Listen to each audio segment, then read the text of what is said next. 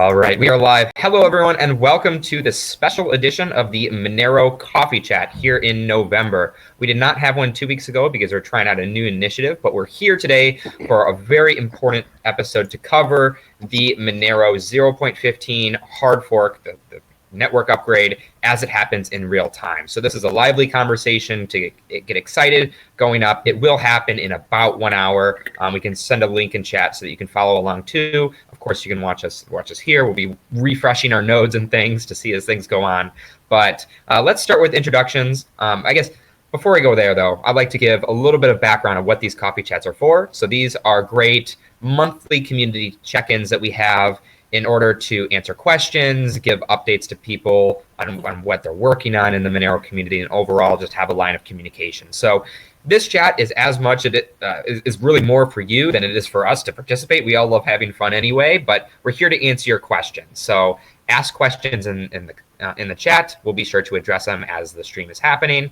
And we're really happy that you're joining us today. There's a good number of you joining, which is really awesome. If I look at the analytics here, it's about 37 so far, and of course there'll be many people hopefully joining later.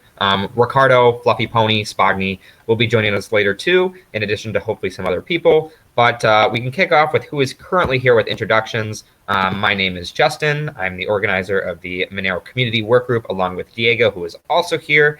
And I guess I can hand it straight over to Diego. Diego, introduce yourself, please. Hey, everybody. My name is Diego Salazar. I'm happy to be here.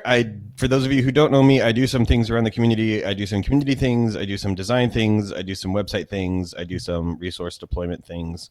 I am a Monero person through and through. I say the Pledge of Allegiance to Monero every morning. So you know that I am about as legit as they come. Pledge? Are you telling me you have not been saying the pledge? No. Okay, and so I am going to pass it off to Doug, Need Money 90. No. Explain. Okay. Before I allow this handoff to occur, you need to give the pledge. What is this pledge that you are reciting? I need to give this pledge. Okay. Just putting you on the spot now. You gotta. I can't hear this and let it go. I need to call you out on it. What is this pledge? Okay, you start with your hand over your heart, and then your other hand over the place where your other heart isn't, and then I pledge my life, my soul, and my love to Monero forevermore and evermore and evermore.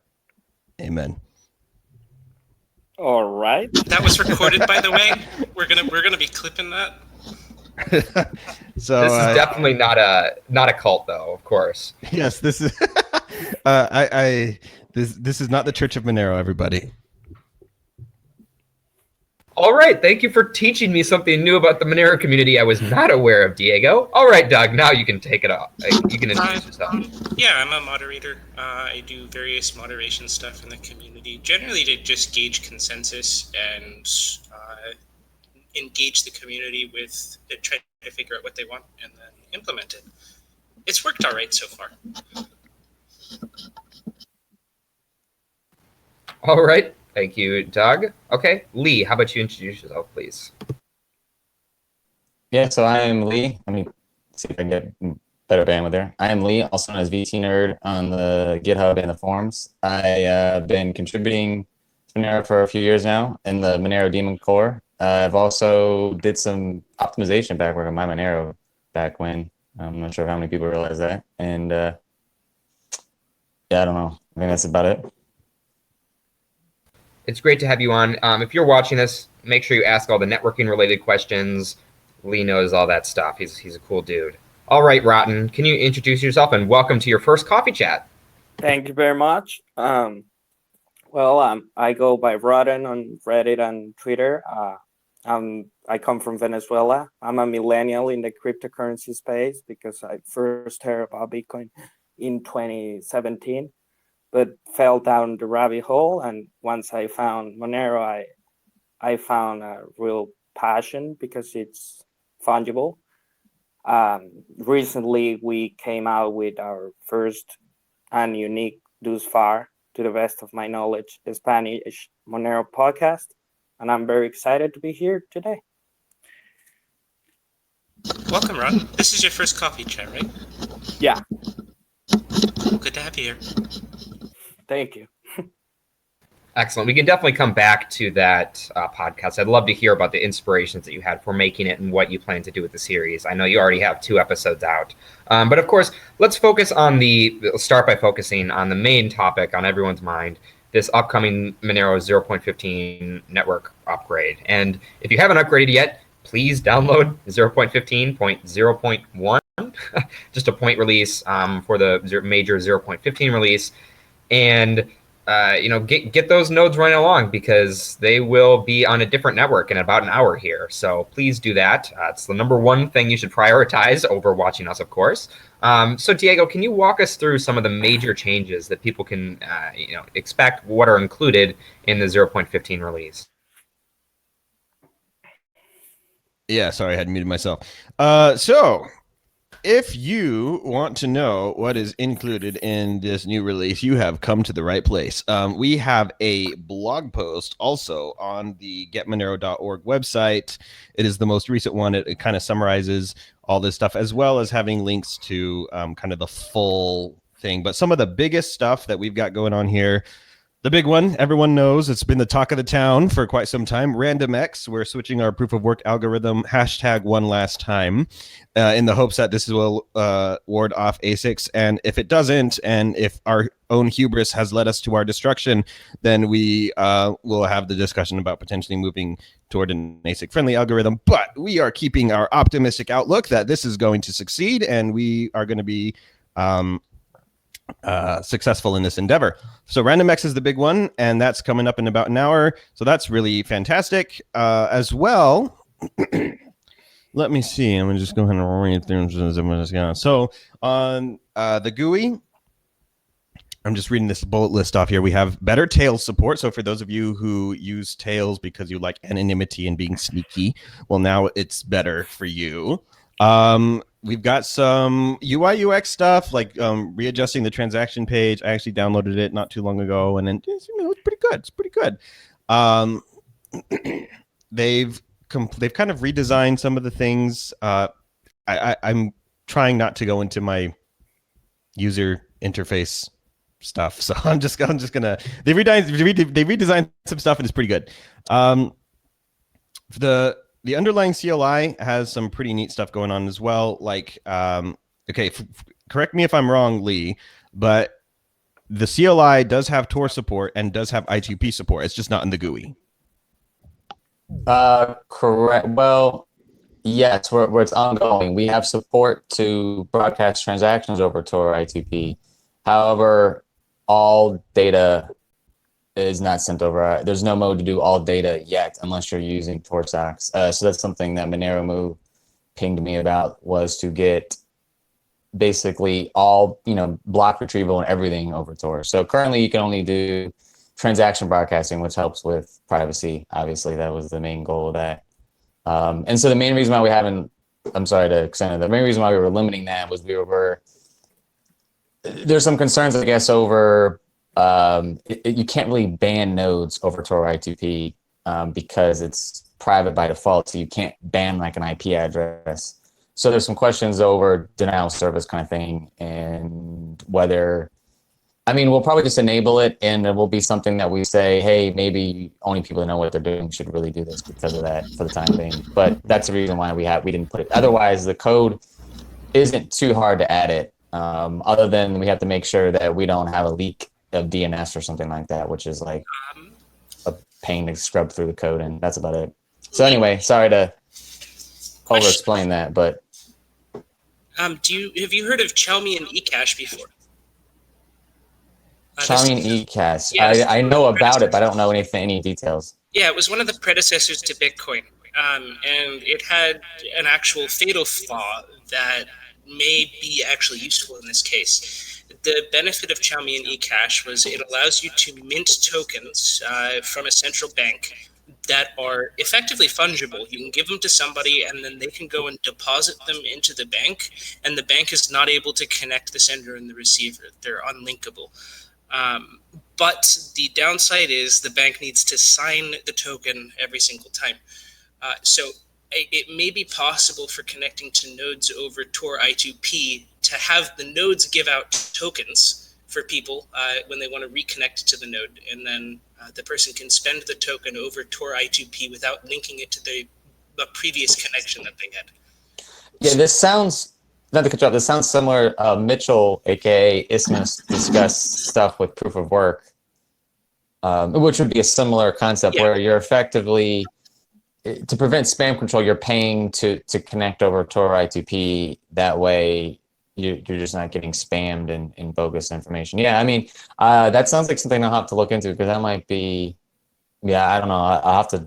We'll have to just exhaust off. Well, for the first cut, we'll probably just enable it, but I think long term, whether it's safe or whether everyone should use it is going to be an open question until we do something like you suggested. Because, like, I mean, we got a lot of flack for this. It's able to connect over I2P without the nodes being able to determine that it was the same user connecting, but you also want to prevent denial of service. Yep. So that's with those two things. I mean, giving them tokens that they have to go and spend is one option. Having them do a token amount of work, like a proof of work gating, is another solution. Though it's still vulnerable to botnets and stuff trying to take us down. So we'll see. Yeah, I'll have to.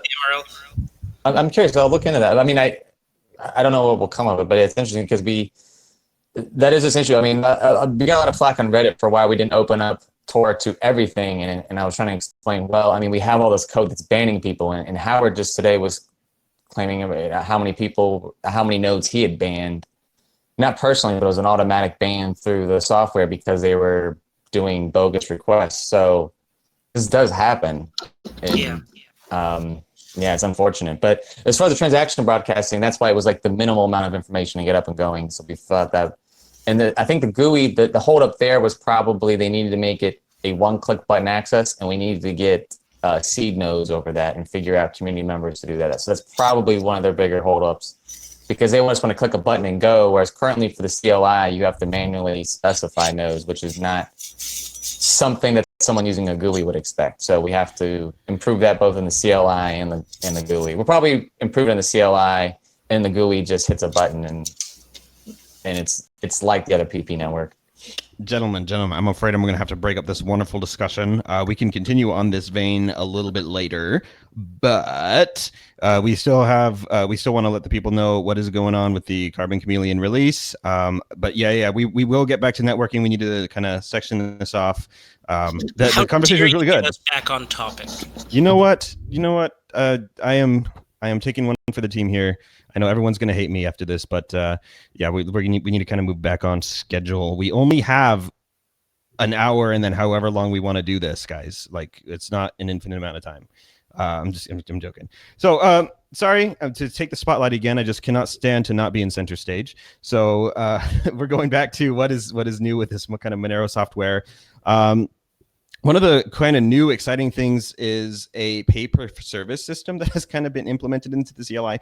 And so what this means is that now nodes can, is it require payment or offer payment for, like, if I want to run a full node and other people want to connect to it, I can charge for remote node services. And that's kind of all built in into the wallet these days. I'm getting a teeny bit of echo from somebody. If you're not speaking, it'd be good if you can press mute on your thing, just so there's no echo. We've had some problems with that in the past, and typically that will solve the problem. A couple other things. We are removing long payment ID support. So this has been in discussion for quite some time. Basically, we had really, really long payment IDs, and a lot of exchanges, they were not good for privacy. They were really annoying to work with, and you have a super private Monero transaction, and then you just go and you stick a little number to it every time. Like, it makes it stand out. Like, every time you deposited into an exchange that used a payment ID, you had that number of the account that you were depositing into just permanently sitting on the chain. It was like total garbage for privacy. Yeah, this is like an obvious change. It has been a long time in the making, and honestly, it should have happened sooner. But that's just my opinion.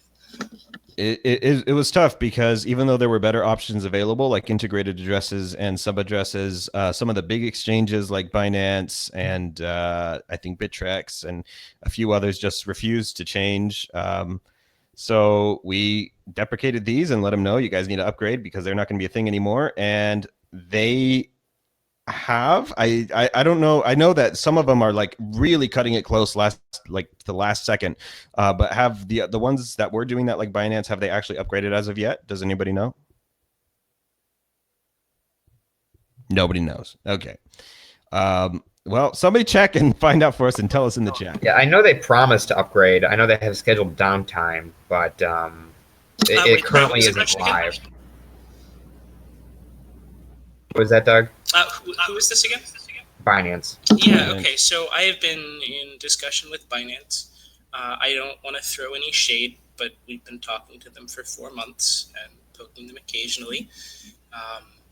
And they've continually told me over the months that they are on track and everything is good, including when we said that we were pushing the fork date back from October to November, the 30th.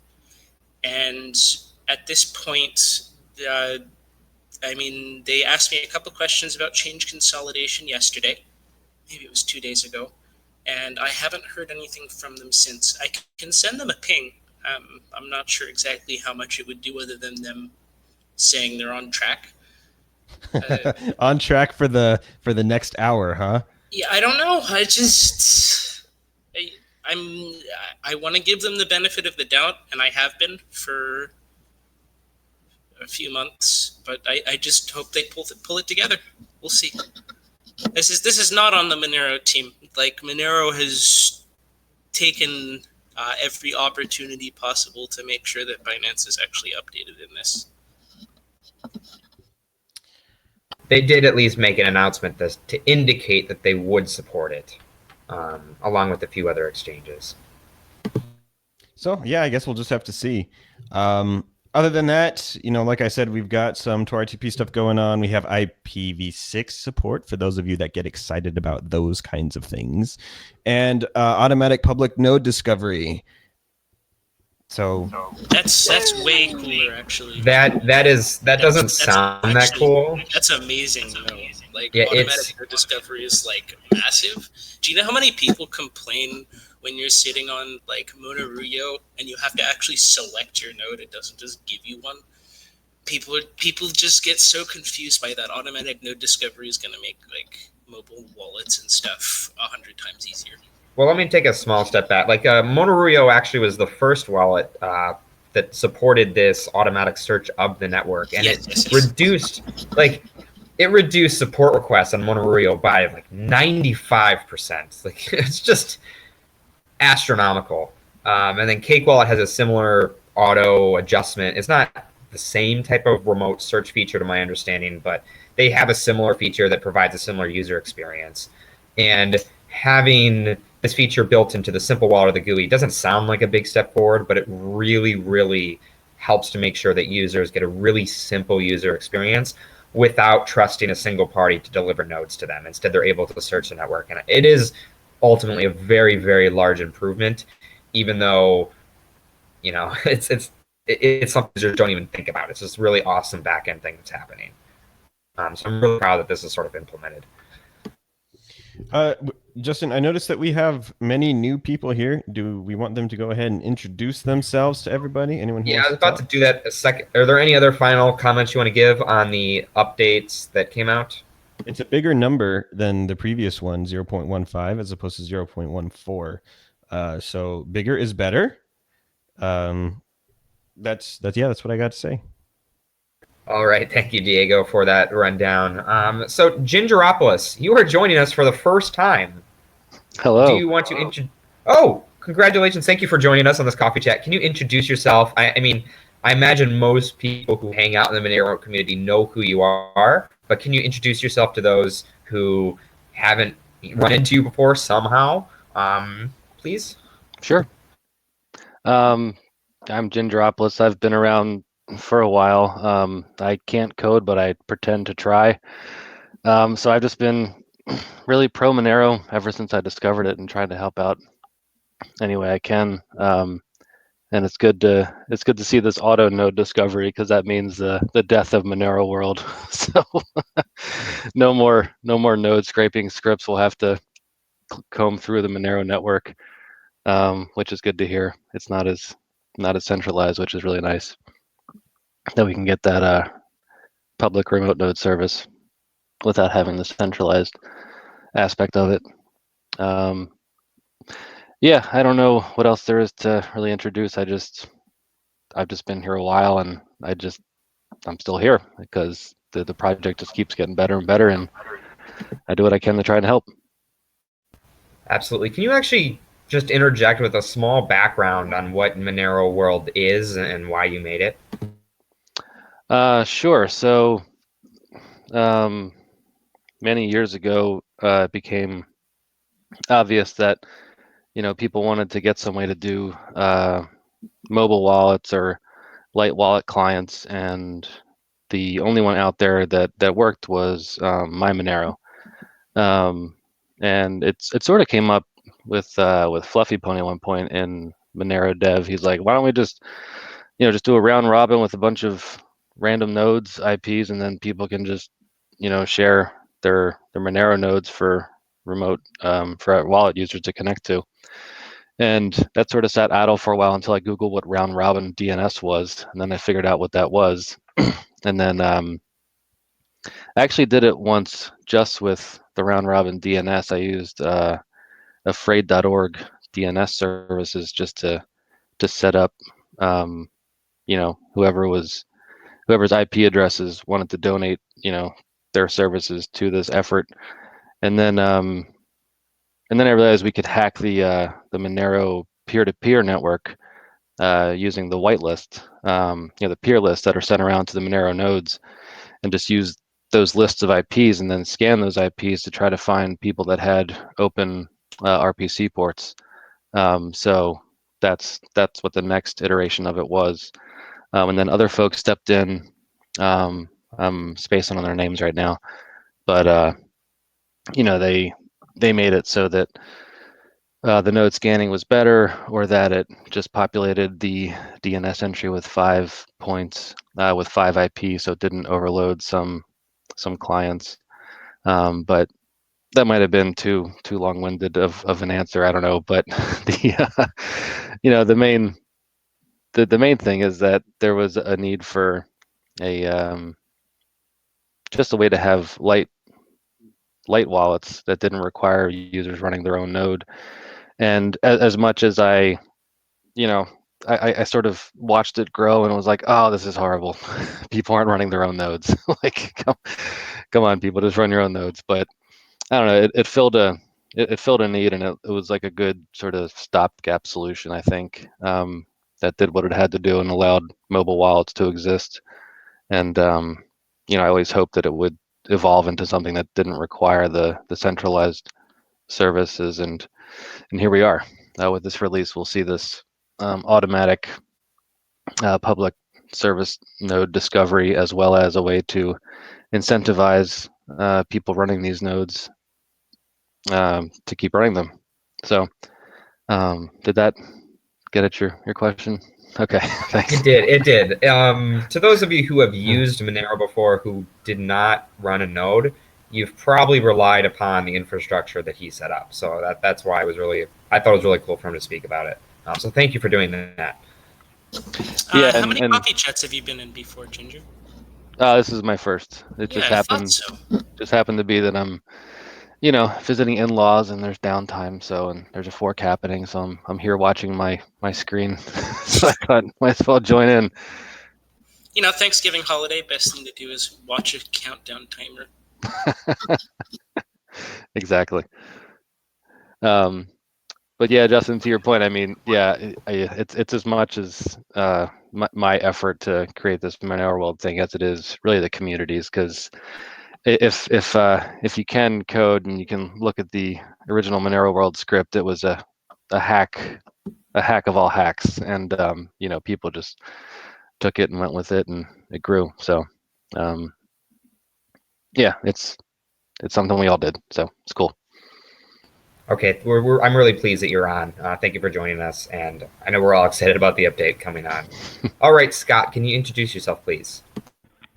Yeah, sure. I'm XMR Scott. I have a pretty minor role, but I'm still happy to contribute. My main contributions are primarily being one of the, for lack of a better word, consistent Japanese translators across the ecosystem, as well as occasionally helping out with the DEF CON stuff that we have every year. So if you know a second language, just a quick shout out. If you know a second language other than English, feel free to go to translate.getmonero.org and help contribute. So Good to have you on, Scott.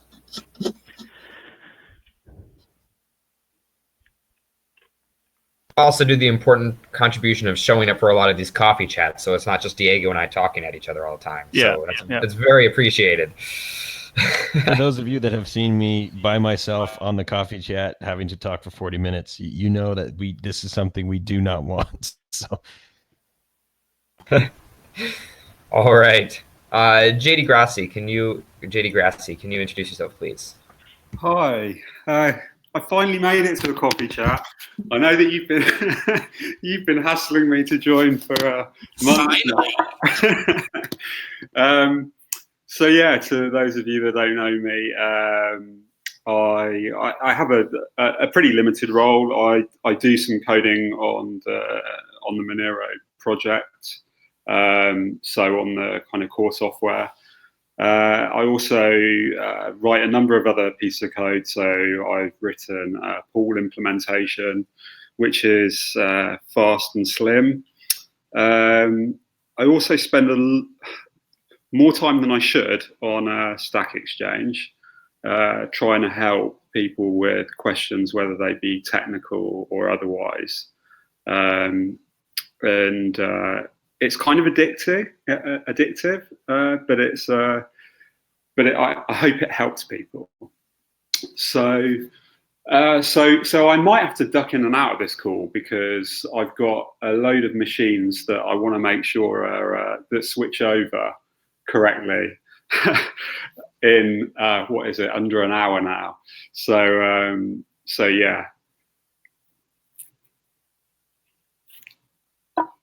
Well, it's great that you're able to finally join one of these. And yeah, JD Grassi works on a lot of other stuff on the back end, so he's happy to answer their questions if he's here, speaking for him, of course. And yeah, everyone's looking forward to switch over their machines when ready. I have a node showing here. Let me just run and see what the current block height is. It is 197.8414. At least that's what I'm getting right now. yeah, so that's 19 blocks to go. Yeah, that's very close. Under 40 minutes. So close. It's very exciting. Okay, well, so I have a few more topics I want to address, during the call. So, Rotten, you recently started that Spanish podcast that you talked about. Can you speak about what you're doing and what prompted you to start this initiative?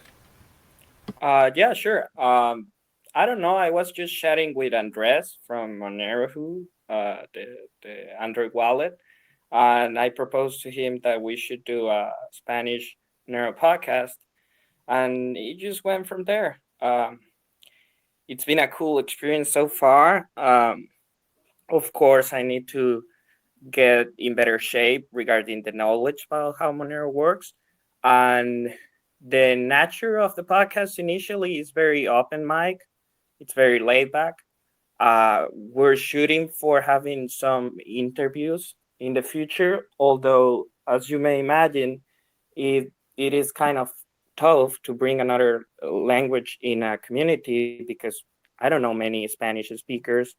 There is a guy in Monero Outreach, but that's about it. Recently, I was chatting with AGS and R. Brunner on the IRC channel, and it sounds like they might come on in the future. These two first episodes were very fundamental. In the first one, we talked about the compromised binaries, such a mess. And in the second one, we went over the fork, the RandomX fork.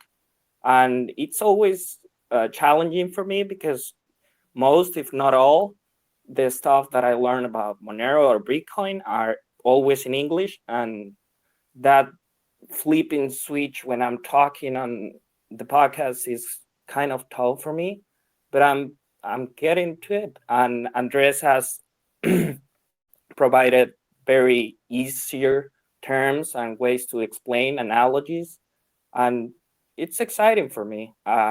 We hope to do monthly episodes, and let's see what comes out for December or January.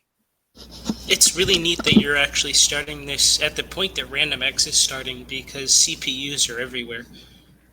This is potentially more accessible than GPU mining to people in Spanish-speaking countries, etc.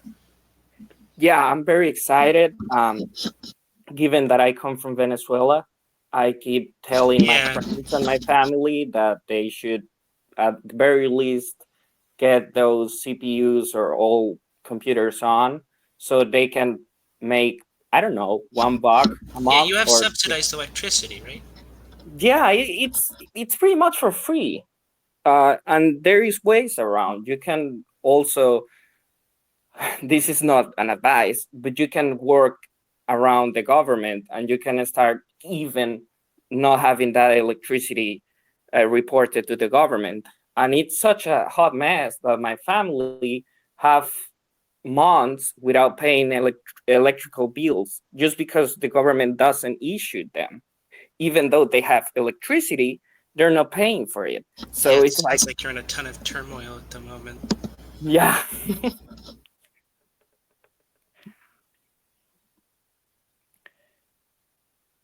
I don't know if any of you have any other questions, or if you want to suggest anything for the podcast. I'm happy to hear. Yeah, it'd be great if one of your podcast episodes went over how to convert your regular computer that you use at home into a mining rig, because CPUs are pretty ubiquitous everywhere. That'd be really neat to have an episode on that in Spanish, so that they can follow along. Yeah, I believe we have a Monero group chat in Spanish on Telegram, and few people always come out and say, hey, how do I start mining? And I post some links to pools and mining software. But we will really need to have an episode on that. Thank you for that.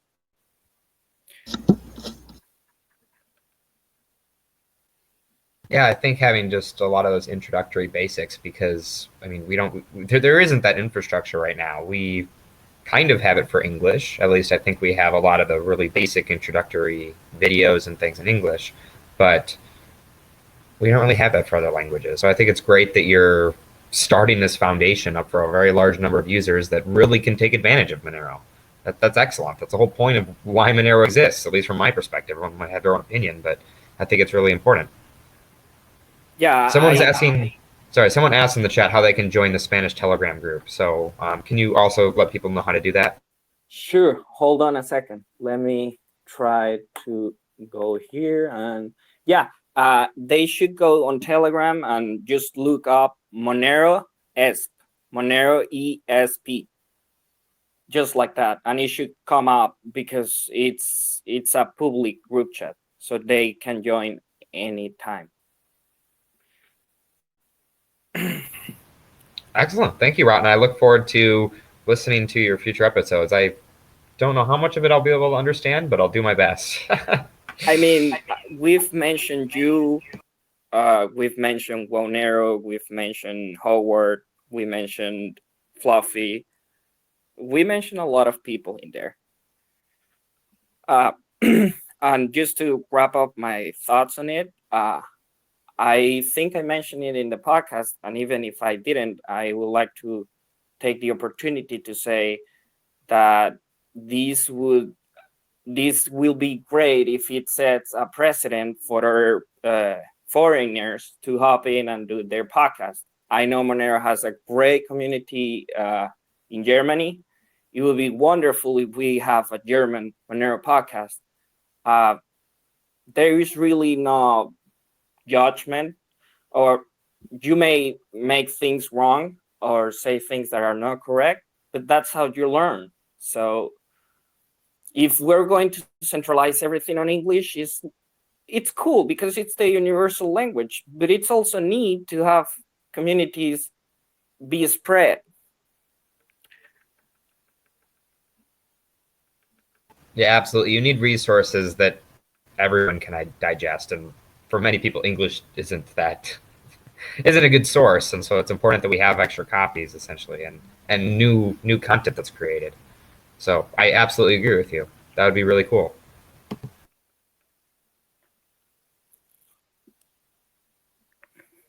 Any other comments from people on this topic? 29 minutes until the fork. I know. Let me send the link in real quick, just in the chats, for people to follow along if they're not running their own node. So the fork happens at block 1978433, and you can follow along with where that is and what the approximate countdown is by using the link I just sent. Note that you will need to hit F5 with this link in order to, get the real updated time, because this is an approximation based off 2 minutes per block, right? So you have to keep an eye on it. But hopefully you can all help keep us honest too as we're chatting. Let us know when new blocks are found, how many blocks left, etc. That'd be very, very helpful. Okay. I actually want to pass it back to you, Need Money 90, for I think what is a good discussion topic in my opinion. You inserted or recently created a Reddit post talking about Monero privacy coins and surveillance coins. And a discussion has happened in other areas of the community many other times where people are saying, why is Monero under this privacy coin label? Why is there a privacy coin label? I know on Monero Talk, that's something that Doug there has consistently brought up. And of course, other people in the community probably have also. And so what was your thought about saying, you know what, we need to start calling out Bitcoin transparent coins as surveillance coins, and instead of just labeling Monero as a privacy coin? Can you give a little bit of topic? People talking about that in other avenues, and I really thought that it was an interesting way of going about it, because, I mean, cash needs to be fungible, money needs to be fungible as a property, and I thought it was kind of odd that we were calling things that do not have all of the properties of money cryptocurrencies. Like that feels off. And I guess the thought had been running through my head for a while after seeing people refer to them as surveillance coins, or make a quip about, hey, like we should just start calling Monero just a cryptocurrency, and then other things surveillance coins. And I thought that was a really good idea. Like if we're going to actually make people think about it, we have to be slightly aggressive in our marketing. We're not going to get anywhere by passively sitting around and waiting for everybody to come to us. And yeah, it's slightly provocative to call them surveillance coins, but the reason that it's provocative is because it's true, and people don't like having that shoved in their face. And I'm very curious to see where things would go if we actually start taking that up as an advertising campaign. Some people, again, aren't going to like it because it is provocative, but I mean, that's kind of the point. So, yep, that's why I made the thread. Yeah, I think it's really cool. I was told in other coffee chats I should call people out a little bit more for answering questions. So I'm going to try that out now. Gingeropolis, would you like to give your perspective on what you think of the whole surveillance coin? I'll call it a campaign, or just the surveillance coin labeling for coins that do not have, privacy features that are actually used, that are realized by anybody. Oh, geez. Yeah, I mean, I've been railing against the the storm since I discovered Monero in 2014 or whatever. Once I understood how transparent Bitcoin was and what Monero brought to the table, and once I really integrated the concept of fungibility into my understanding of what what this new money is going to do, or the importance of fungibility and having a revolutionary new form of money, I was just like, why is everyone still just on this Bitcoin train? This is not good. So yeah, I totally I get the sentiment behind the calling the other coins surveillance coins or transparent coins. Whether or not it's going to work, I'm not sure, but I also think that Monero having this privacy coin sort of title is also, I think it's an artifact of just when Monero came into existence. It was during that altcoin era when there were a lot of new coins being created and they needed reasons to exist, because they weren't Bitcoin. So to have this privacy technology allowed it to stand out on its own. Well, it's CryptoNote and Bitcoin and all that. So I think having that name of a privacy coin is sort of just what's that word for an appendage that's no longer needed? I forget the term. Vestigial. Vestigial. There you go. Yeah, I think it's vestigial at this point, and people are starting to realize that we need fungibility to be the new money, and I think in some sense Monero may shake the privacy coin moniker, but it might not, because it is sort of what sets it apart mostly. But now that I think the point isn't to shake the moniker, it's to make people think about Bitcoin as a surveillance asset. Like, we can totally embrace being a privacy coin. Like, I don't think we need to just completely try and dispense with it. Mhm. But Bitcoin is a surveillance asset. It's tracked. Like, just shout that from the hills. It's true. And that's the marketing, is like, make people think about what they're buying, what they're using. Yeah. So I have a kind of a view on this one, and I'm not sure that I completely agree with like the strategy of like calling other coins like Bitcoin surveillance coins. So whilst I agree in the kind of underlying principle there being that obviously Bitcoin can be traced, it's not as private and as anonymous as it was originally intended to be or was sold to people as. But I do feel that like labeling it a surveillance coin is kind of a little bit toxic, and also it kind of, I don't know, I just don't like, I've kind of had enough of all the kind of fighting online at the moment with the various cryptocurrencies. And I actually, How else do you suggest that we warn people about what they're using? Yeah, so yeah, no, and I get that point as well. I mean, there is a case of it's important to warn people, but I don't know that warning people by saying it's a surveillance coin, it's basically stating something that isn't really its intention. I mean, How do you warn people without seeming slightly toxic or like you're promoting Monero? I mean, there's that problem as well. I mean, Like I don't have an answer here. Hey, buddy, your coin is actually being tracked by the government. Like, there's these companies that are actually looking at it. That seems very in your face as well. I mean, I think that, like I said, I think there's elements of, and I get the intention behind it. It just, if there's a way that it can be done without it sounding so toxic, I think would be preferable, basically. I mean, there are, let's not forget, there are legitimate cases for transparent coins as well. Not that many of us in this community, it's kind of in our wheelhouse, but certainly like when you think of things like government finances, anything where there's a public body, actually it's preferable to have a completely auditable and transparent blockchain versus something where it can be private.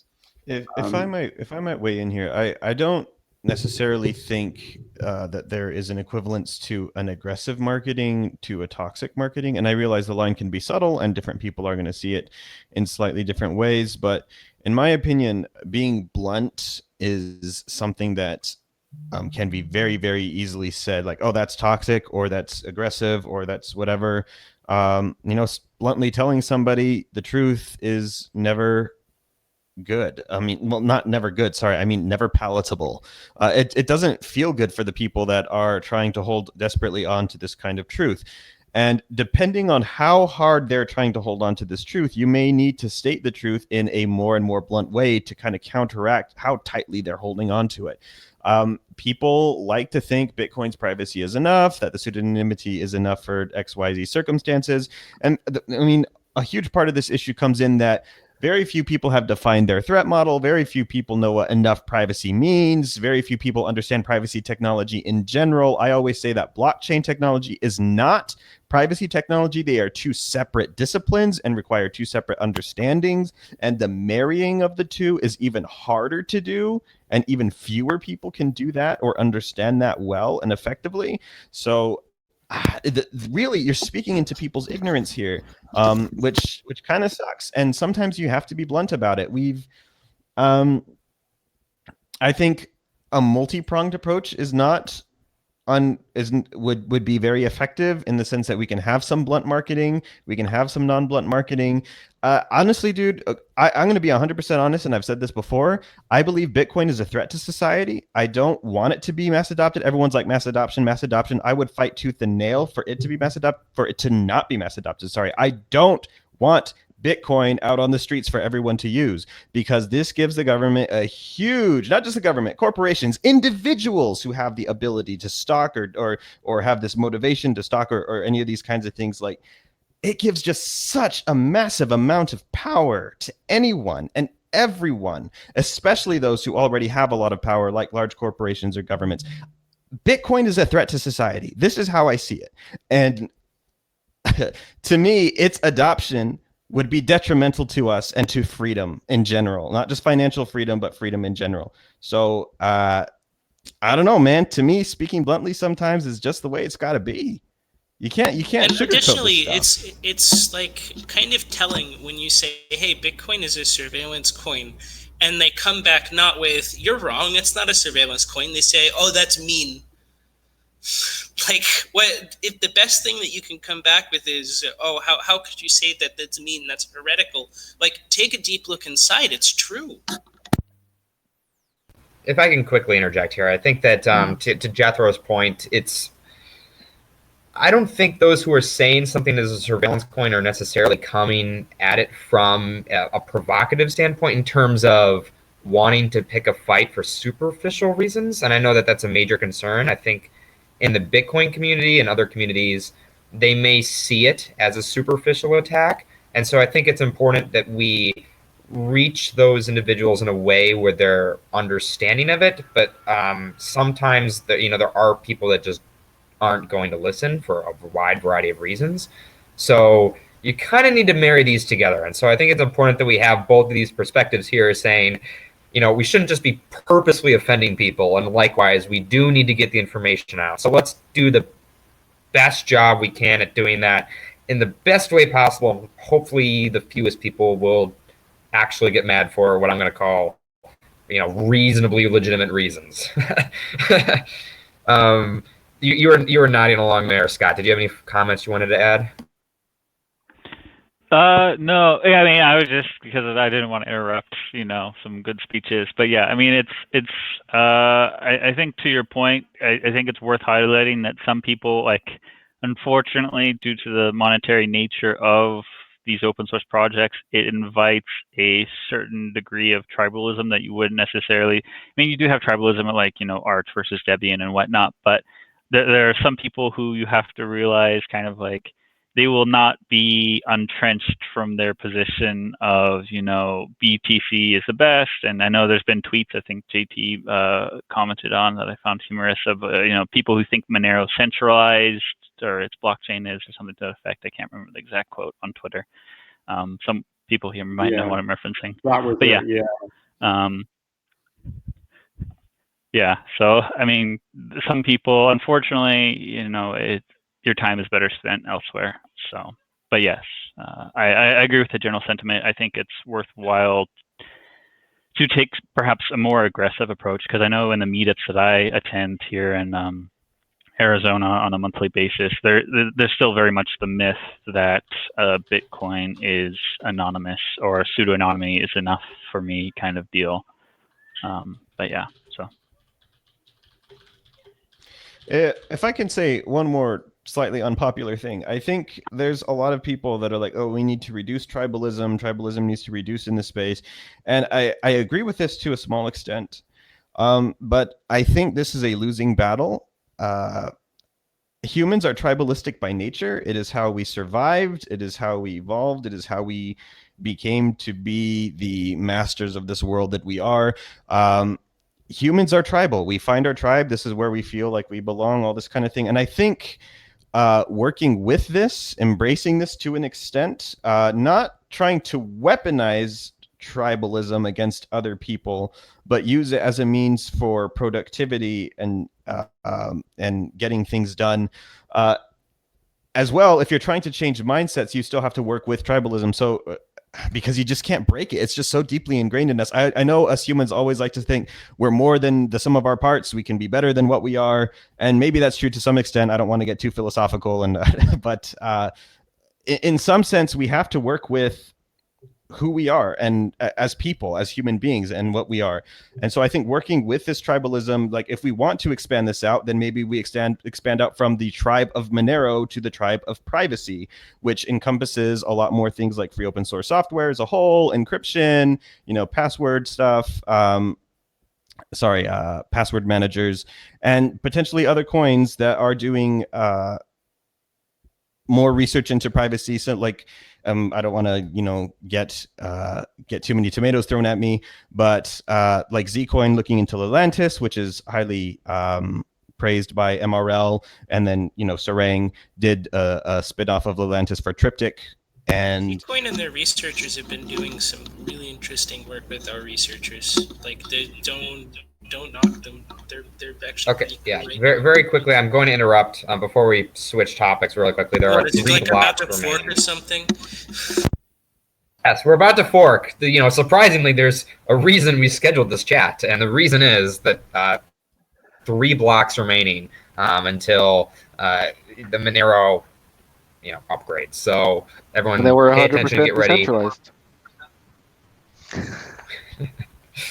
Exactly. So before we move on to another topic, Jethro, was there anything else that you wanted to say on that topic very briefly? I just want to make sure you have a chance to give your make your opinion included. So the thing is, I don't disagree with anything anybody's just said. I just think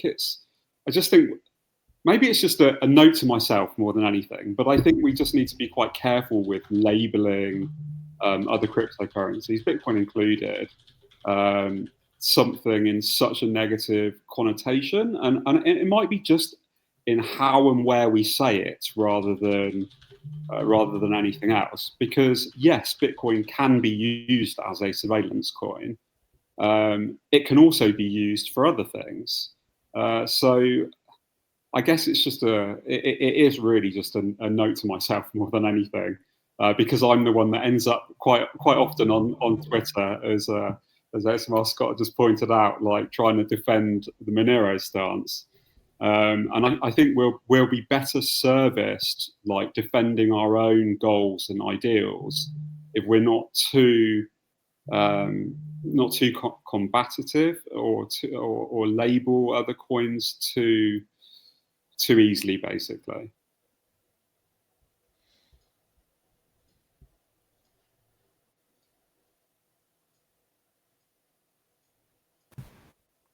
fork.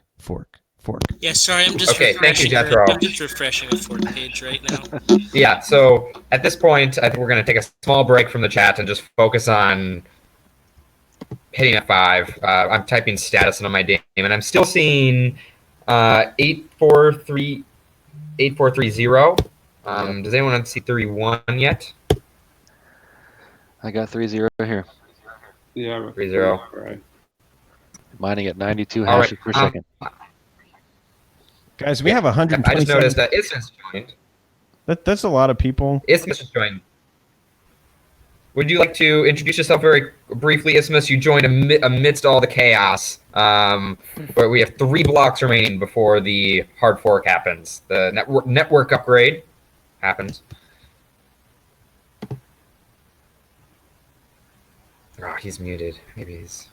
You can hop in whenever you want, Isthmus. He's probably just waiting until the actual block shows up, and then he's gonna ruin all. He's gonna take the spotlight.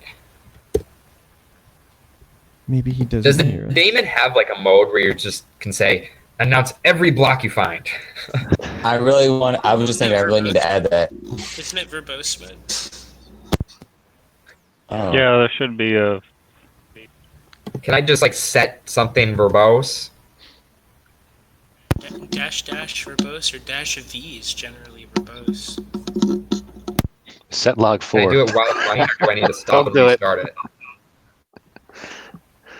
Don't do Yeah, set log One of 4. my goals is I want to create a ZMQ like screensaver that was sort of similar to XMR chain, but on the command line. It should do like about an hour before the fork, since the numbers are exactly hard right. coded into the software anyway. We need like a countdown mode with about an hour's worth of blocks going up. Just new block found, new block found. Like the Dr. Evil countdown behind you or something. That's There is a block notify function now. Oh You'd yeah, have to is that exit over out. RPC? And it's a command line argument when you start the daemon. Yeah, Yeah, that's- I wanted one that- I have another I wanted one block that was now. just continuous. That was like a incursive front end that just pushed it, sort of like a. Trying to think of an example. I don't know an example, but if I ever get it done, you'll see it. As long as you make it matrix clicks and all the numbers are flowing down the screen. Oh, that was the whole point, obviously. Oh, people are reporting they just found another one. Yeah, we're at 432. We have one more to go. Oh, they were doubles. We got a twofer. Last block, guys. We did. All Those right. are like instant. Someone's holding out. We're actually gonna jump 100 ahead in a second here. Block with Wait, no, holding attack, eh? Attack. Isthmus, you are muted. Isthmus, you are muted. I know, I keep myself muted to This improve is the just- quality of the stream. I updated the Explorer, right? You guys were there when I did that? Something about him improving quality of the stream. I need to preserve my bandwidth here so I can get the block before everyone else. So I'm just gonna leave. Oh, Hick didn't do the mine the transaction competition again. HYC, however. Go to a bandwidth standpoint. Oh no, wait, you use all the video. You're doing the video broadcast. It is right? weird, Isthmus, because it says you have a good connection. You're saying. Oh, we're at 8433. We're there. We're there. Good. Yeah. The next block of the. So now we are mining up argument RandomX. 1.1.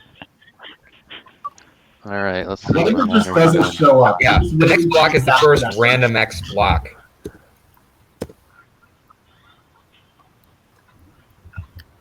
Yeah, Isthmus, that's what happened last time. We were on here for about an hour waiting for the next block. Well, my XM rig switched over to RX smoothly, so that's nice. I can't believe, hold on. I think we forked. Yep. Well, not yet. Not until the first block. Okay, so Yeah, as Luigi It's would a say, failure we're- for some reason. Okay. there's the height and the tip. Those are two different things, apparently. Can you make it just display the tip?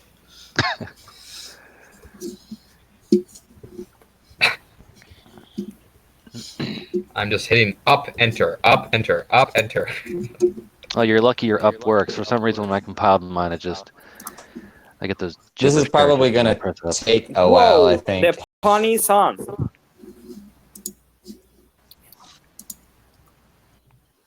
Oh. I'm getting some background noise from someone. It's probably you, Lee. Can you mute yourself while you're not chatting, please? It may have been me. Thank you. All right, we're still waiting. Okay, so it looks like Forking now. Fluffy Pony's working his way in. Fluffy Pony, are you here? Yeah, forking in progress. He's muted. Knowing our luck, this will take another 20 minutes. 2 weeks. Yeah, he's muted, videos off. He doesn't want to talk to us. That's okay, because we don't want to talk to him. Wait, Rare, you said there were 2 weeks. 140. 2 weeks of fork. Yeah, 143 people watching. You know, not a big audience. It's small. We should have just gotten a block. We Oh, did. yeah? Oh no, we found it. We found 4, 3, Yeah. 4, 3, 4. We have the first block. We have it. All right, which pool got it? Do we I look at found- the timestamps to see how My quick node it found was one at between least. the I two found blocks? it. I got it. Farewell, Kryptonite. You served us well. Woo! RandomX worked. It'd be awesome if a solo miner got it. That would be just perfect. So things didn't explode, right? Well, Not yet. Doesn't look not like yet. There you And a go. second block just Can came everyone in. hear me now? Yeah, they Yeah. should be coming in fast. Oh, Fluffy's up. Well, yeah, someone was reporting in the chat that their CPU has more hash power Oh god, I'm at post fork. 8436. I think I see 8436. Yeah, we could get some reorgs because it'll be fun. It was expected. Like, I believe that CPUs are currently hashing an order of magnitude more hashes than they were on Kryptonite. yeah, my understanding is CPUs go up by about a factor of 10 in hash rate. GPUs Yeah, I see 8436. Mine went down actually, so I'm surprised people report that. Some hash blocks. Can you enable huge pages? I enabled semi-huge pages. Is that okay? Semi-huge? Slightly huge. Kind Yeah. of huge. Big enough.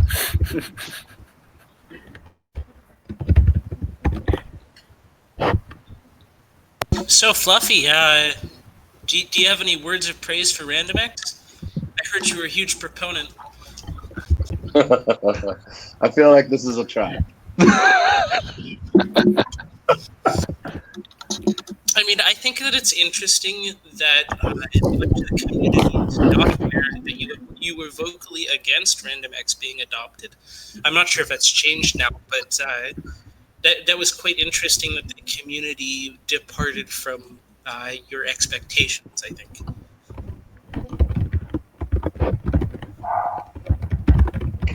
I don't know if it was my expectations so much I as my heard he desires. single-handedly added the feature.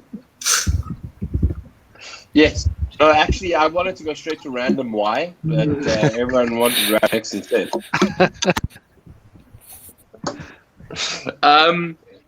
You know what it is, eh? I mean, like, so I have different views to what the community holds in this I think he's still particular issue. There are some people that share my views, and there's some people. So those that of you in don't. chat And who are mining, ultimately- are you seeing successful hashes go through? Is everything Justin, working okay from Justin, your end? Can you Just not hear comment Fluffy Bunny? with your Just story. you not hear Fluffy? Justin, you're being rude. He's talking, and you're like, "Oh, I can't I'm hear. gonna let you finish." But I can't hear him. Oh, What? Oh, that's good. Should I Yeah, reload? The rest of us can. Don't worry. It's not. Okay, I'll reload. Sorry, I was not trying to be rude. I just cannot hear anything. Okay, sorry. He's in the middle of Reload. something. You're like, Hey guys, "Oh." so your hashes.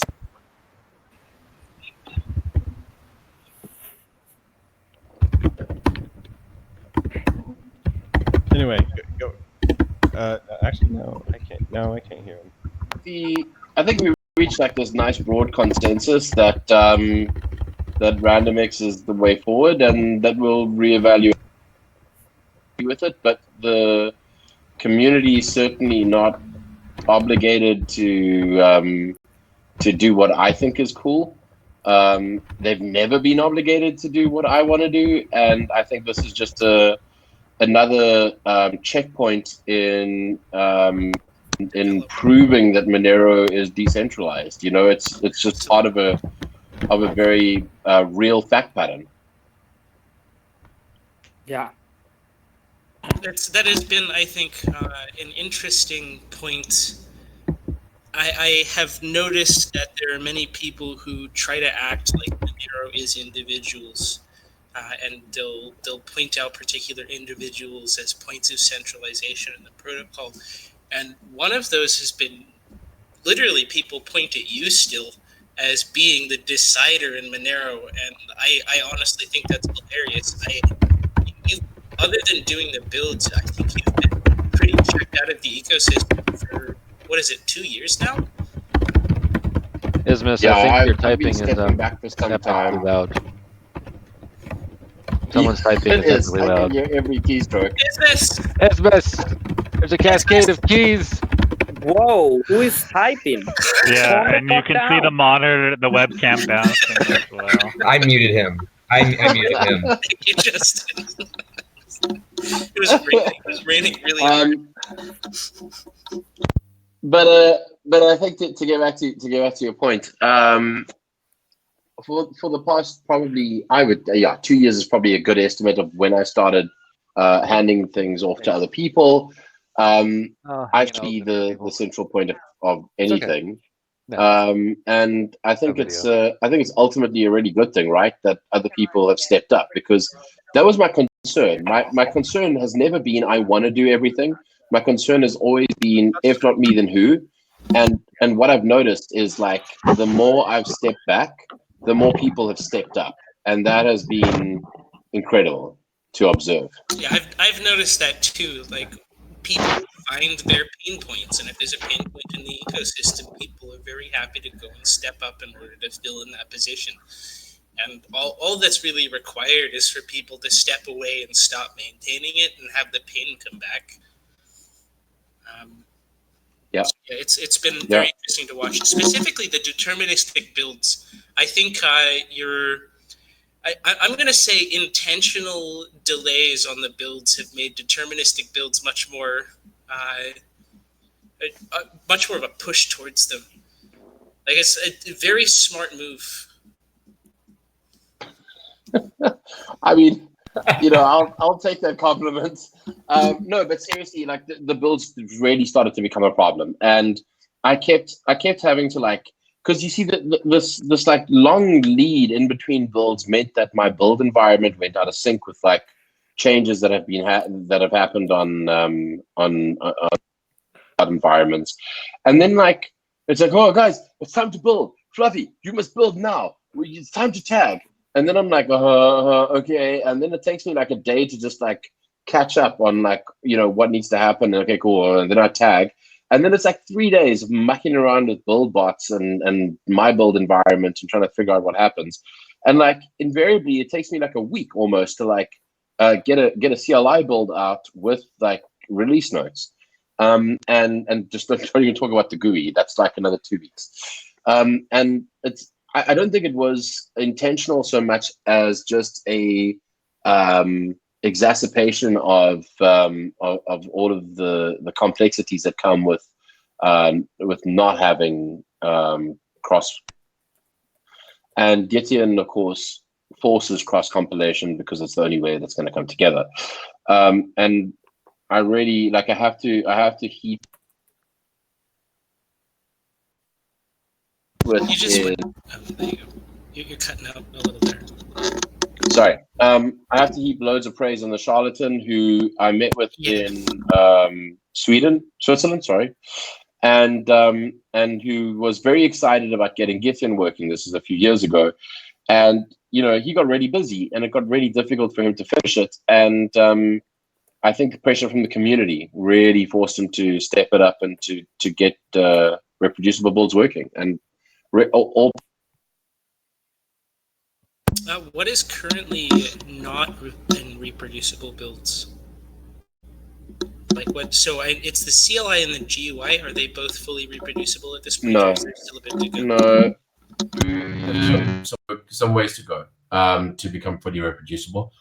The CLI, we were falling behind on, like, the FreeBSD stuff, and Howard just, like, stepped it up just before this release, and I think, like, got the thing working probably like 4 hours before we tagged. So now we have pretty much every platform that we could ever possibly want or need building reproducibly.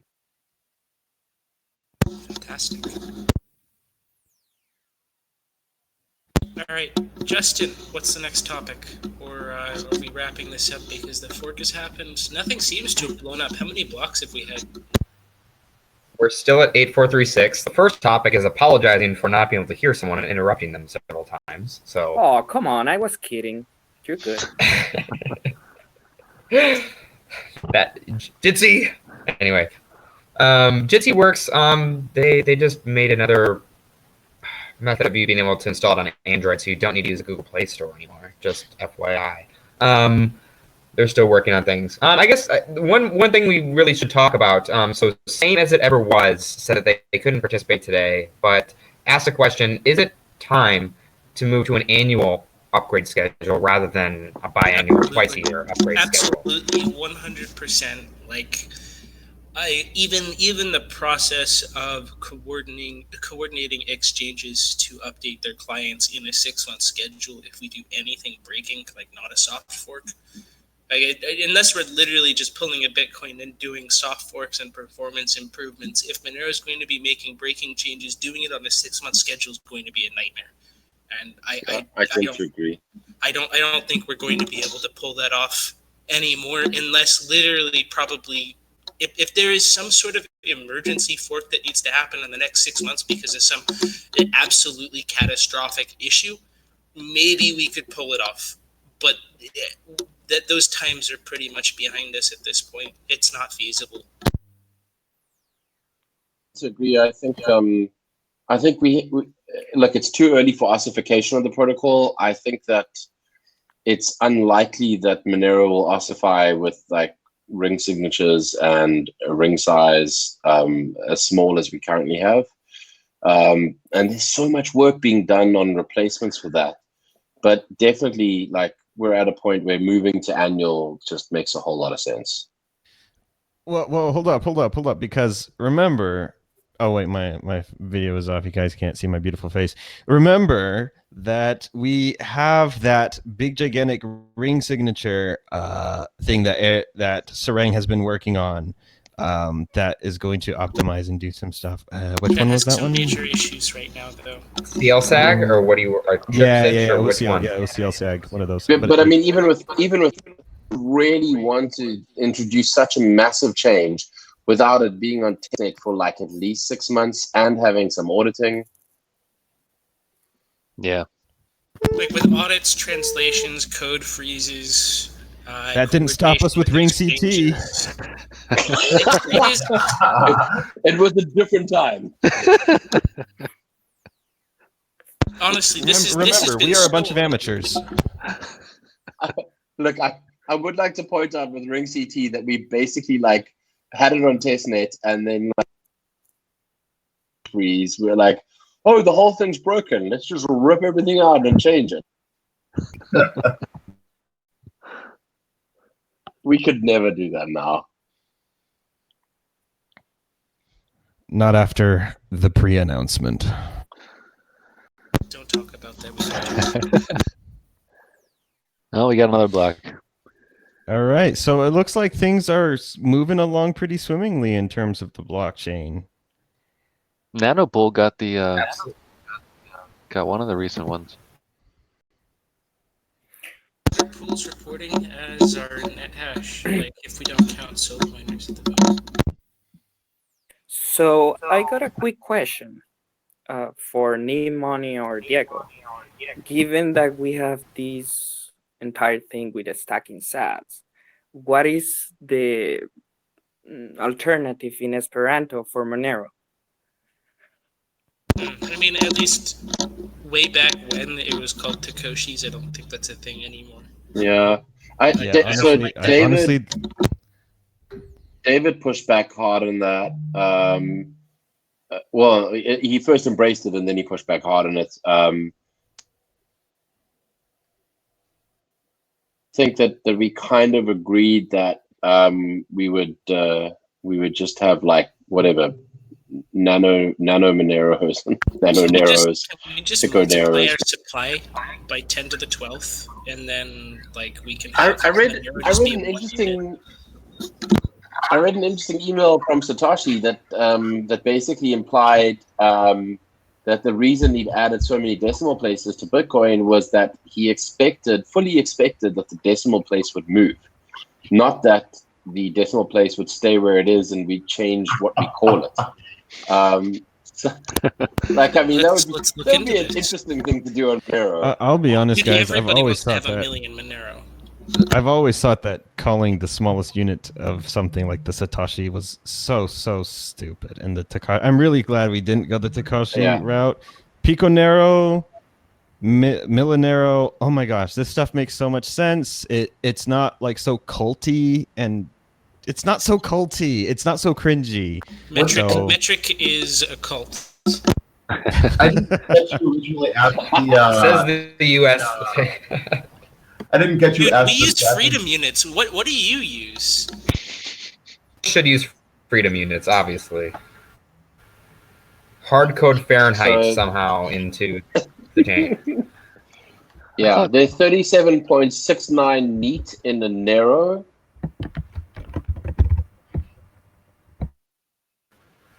Centimeter narrows.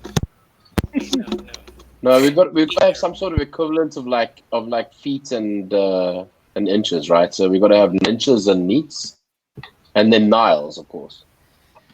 Okay.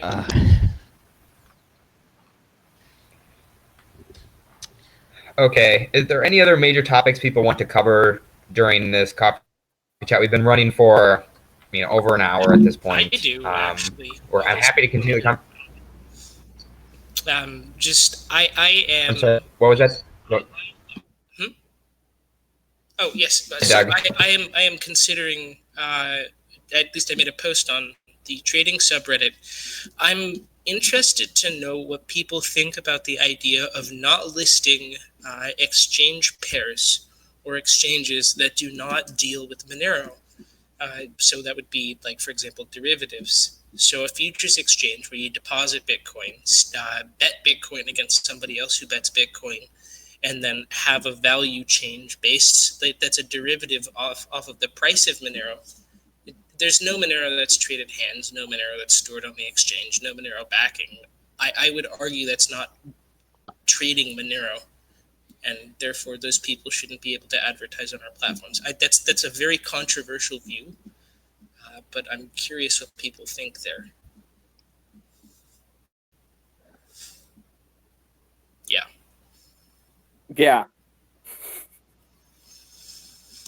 Yeah. Yeah, okay. I'll make a thread and nobody will comment on it because it sounds complicated. But at least you'll put in a request for comments. So. Yeah.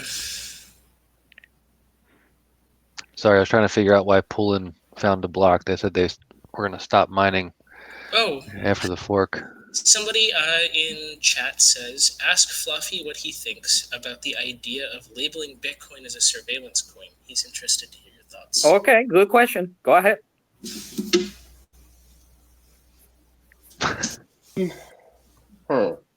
So here's my thought. My thoughts are that if Monero's success relies on attacking Bitcoin, we're probably not going to be very successful.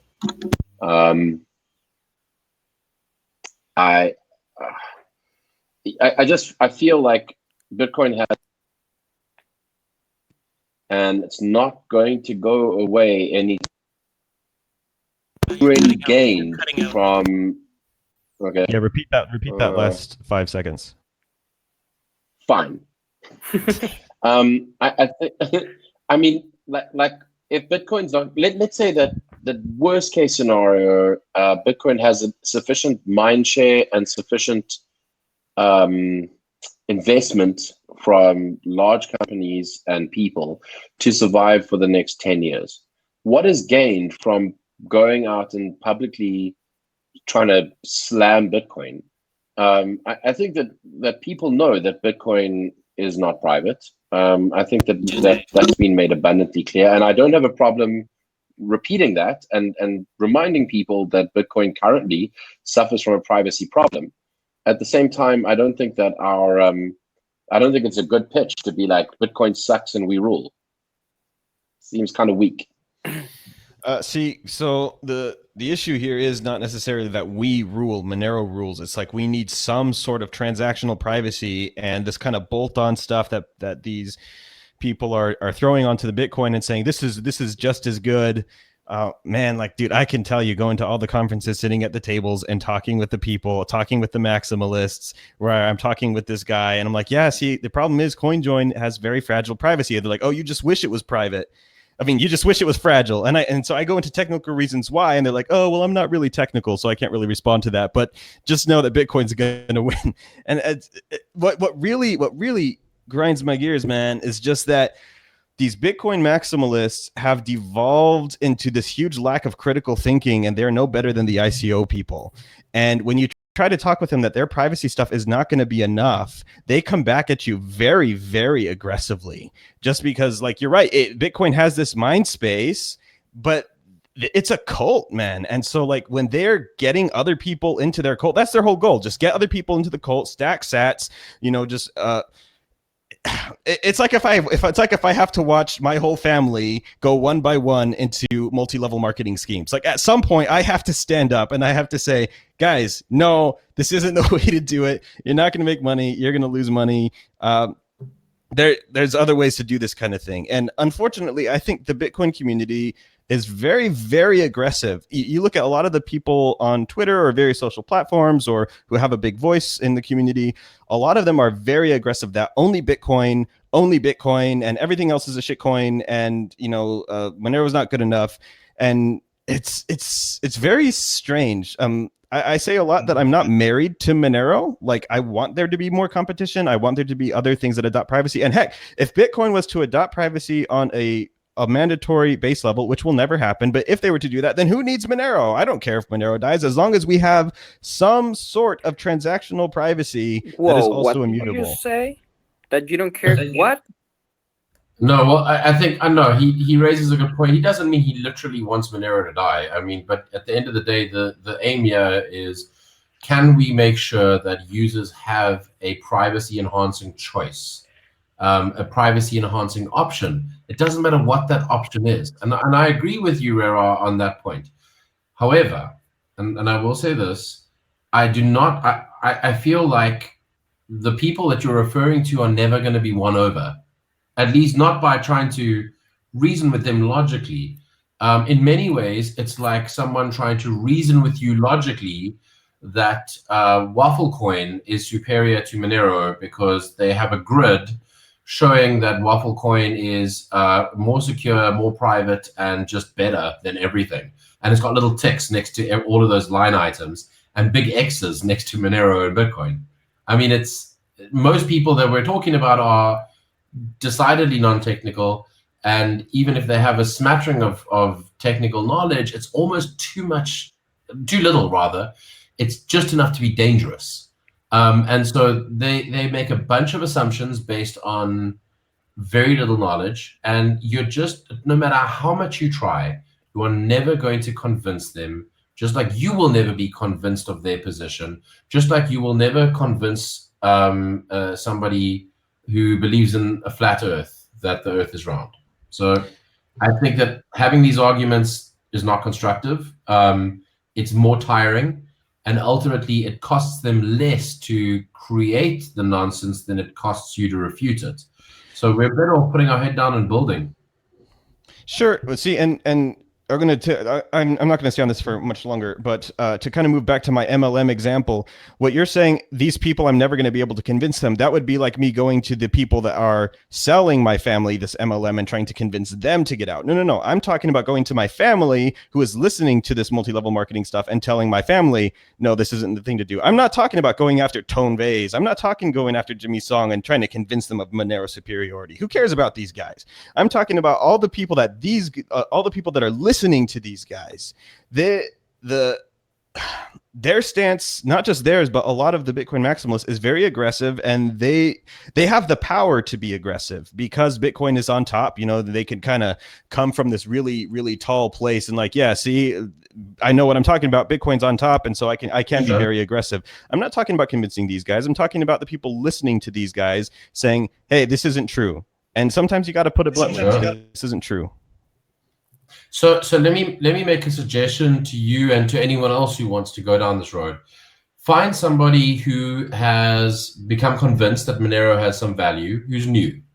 Ask them about their journey, and then find somebody who has become convinced that Bitcoin is the only way, and ask them about their journey. Try and understand how people have come to certain conclusions.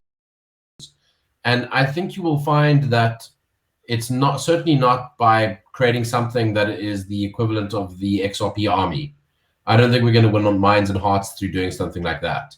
But I think it is by this slow, steady onset and increase in the mainstreaming of privacy.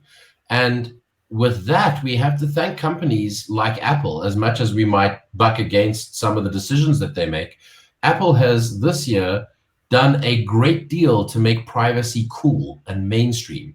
And I think that Monero needs to adopt that idea of like, privacy is a thing we should all have. What do you mean your currency that you're using doesn't have privacy?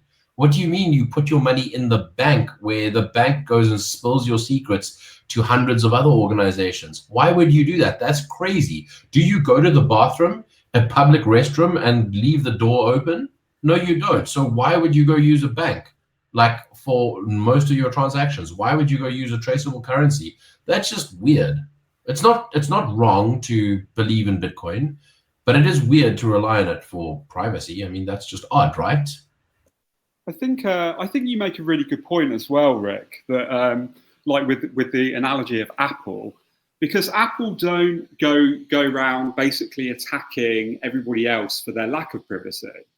They quietly get on with building good products, or that's their whole mantra. Build a product that people can use, etc., etc., etc. It just so happens that it's really recently that they've started like talking about their privacy, really. But they've been doing this for years. They've had like end-to-end encryption for years. Yeah.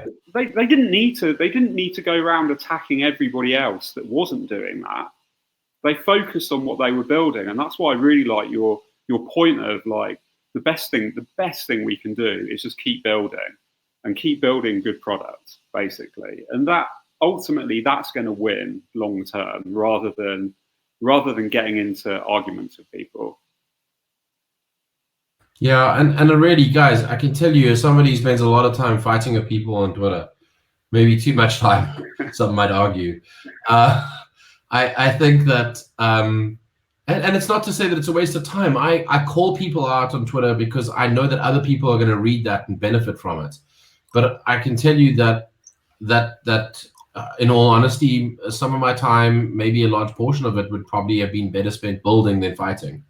And I think there's a middle ground, right? Because you also don't want to build and no one knows what you're doing. So you also have to be vocal, but it can't be vocal from the position of your thing sucks. And look at the cool thing we're building.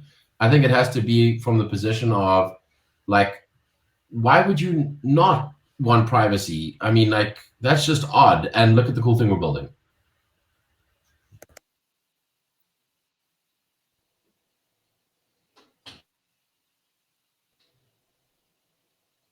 I gather by the silence that I've said something good.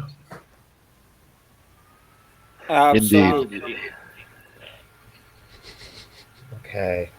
Are there any other topics, any other things that people want to add for this coffee chat before we wrap it up today? If I may. The CCS is working again. CCS is working again. It was being moved the past few days as a precaution after the bust of our one of the getmonero.org servers.